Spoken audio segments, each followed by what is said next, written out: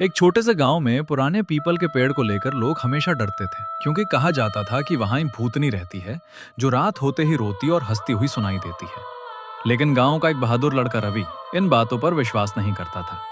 इसलिए एक रात अपने दोस्तों की चुनौती स्वीकार करके वो आधी रात को टॉर्च लेकर उस पेड़ के पास पहुंच गया। अचानक उसे किसी के रोने की आवाज सुनाई दी, और जब उसने ऊपर देखा तो लंबे बालों वाली एक डरावनी भूतनी पेड़ से उल्टी लटकी हुई दिखाई दी। देखकर रवि बहुत डर गया, लेकिन हिम्मत करके उसने उससे पूछा कि वो कौन है।